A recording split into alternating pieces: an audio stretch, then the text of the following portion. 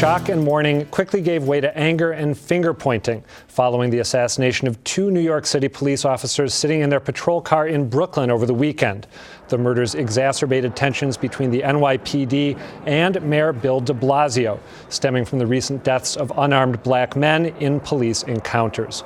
On Saturday, dozens of officers turned their backs on de Blasio, and some pointed blame for the murders directly at him. There's blood on many hands tonight.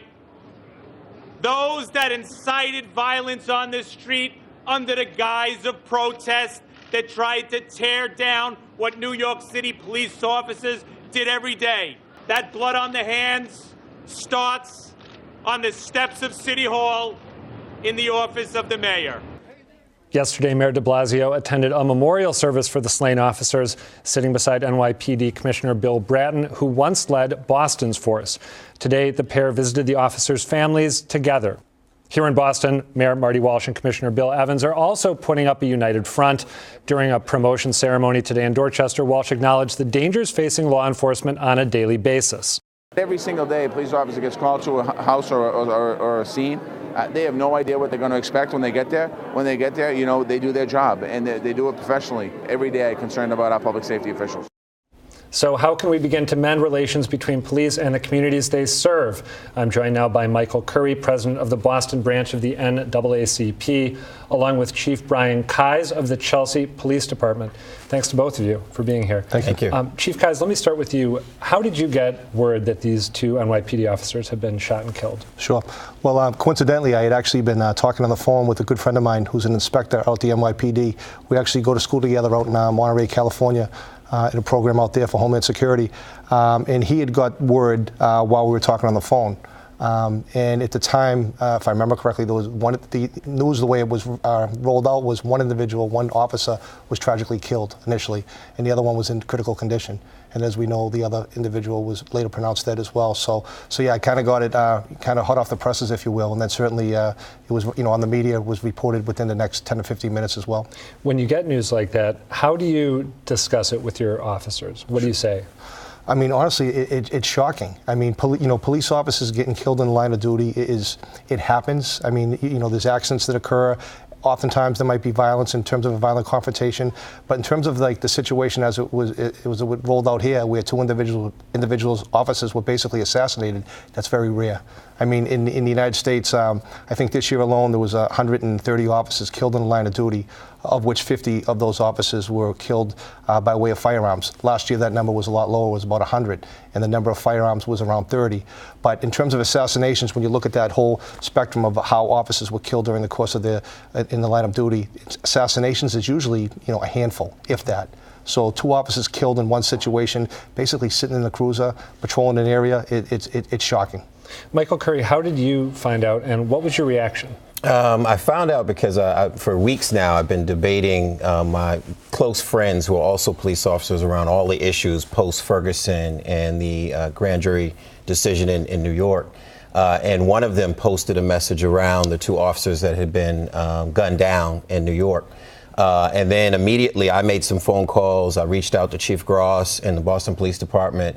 And our reaction was like any God-fearing person who values the sanctity of life would be, which was shock, disappointment, and that we lost two police officers.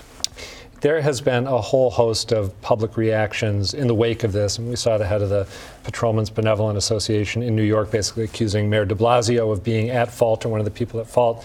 Rudy Giuliani was on Fox News doing something similar with President Obama. Mm-hmm. And then we have more muted reactions, Bill de Blasio appearing with Bill Evans, Marty Walsh appearing, Bill de Blasio appearing with his commissioner, and Marty Walsh appearing with Bill Evans. Mm-hmm. What is the right thing for civic leaders to do, whether it's law enforcement leaders in the community, or politicians at a moment like this? And how important is it that they kind of try to take the temperature down? Sure. My opinion, I think first and foremost, someone tragically gets killed. The idea is to be there for their families. And then in terms of what goes forward, in terms of any type of opinions, I mean, certainly you have to have the facts. And the way it is, I mean, with any of these type of investigations, having the facts and what exactly occurred takes time. I think just to kind of really for anyone to really just get up on the soapbox and start to give opinions one way or the other, it really doesn't do anyone any benefit. It really doesn't, in my opinion. What do you think, Mike? I think it's something we have to be cautious of. With great responsibility comes great accountability.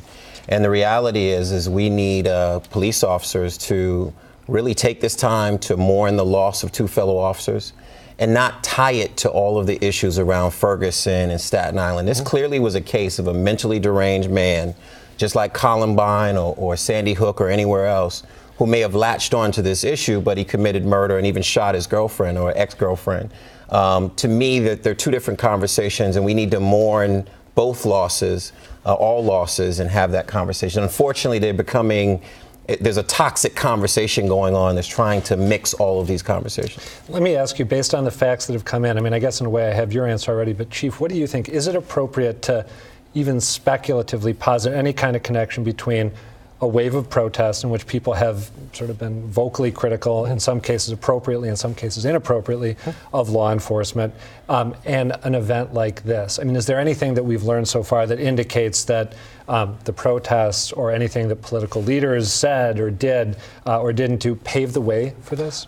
Honestly, I don't think so. I really don't. I think, like Michael said, this is one individual that had some certainly mental instabilities. He took the life, or almost took the life, and I guess he's in critical condition of his own girlfriend. But then he had a mission, and this is like in terms of terrorism, someone that's a lone wolf that just kind of takes their message from wherever, and just kind of forms their own opinion, say this is my direction, this is what I'm going to do. In terms of like what he got or didn't get from watching television, the media. God only knows. But I mean, to sit there in any way and blame it on any one individual or group of people, I think is wrong. We have heard a lot in recent months about distrust between communities of color and some members of law enforcement or some law enforcement agencies. I'm wondering, how do you two think, Chelsea in your case, Boston in your case, how are we doing on that front here locally? I'll say this, and I've said this to the Commissioner Evans, I've said this to Chief Gross, I think we're the best of the worst.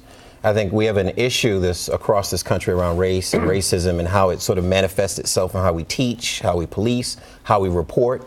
And unfortunately, we've been unwilling to have that conversation. I think all the recent deaths of unarmed men has really forced all of us to have a long overdue conversation. So I'd say in Boston, we're fortunate to have a commissioner and chief that are willing to sit down and have tough conversations. And I'm hopeful. What about you, Chief? How is it in Chelsea? Sure. I mean, Chelsea is a very diverse community. I've been there my entire life. I've been a police officer there for 28 years. At one time, there was a time when I first started on the job there, the police culture in general in the city, and I think in the state and probably across the country, was a very closed organization, a very closed structure. I think over the years, certainly in the past 15 to 20 years, with the onset of community policing and other such situations, we've begun to open up to the community, meaning it's not that it's us against them or anything like that. I mean, the police are the community and the community is the police, but we have to work together to solve problems. So I think in my tenure as chief for the past 7 years, and again as a police officer for 28, we've been lucky. We've been very fortunate to have open dialogue with the community, to work together on community-based issues, to solving problems. And it's not just lip service. These are things where we realize as cops, we cannot do this alone. As a matter of fact, we're just one small part of the puzzle, really. At times we act as the catalyst, certainly to get things done, but sitting down with the community and working together to solve recurring problems is our mission. And we have the backing of the community, and I together in the city of Chelsea with our police department, we back the community-based organizations, the faith-based organizations, groups like ROCA, whatever they want to do, we're there 100%. All right, Chief Brandeis, thank you for being here. Michael Curry, thank you for being here also.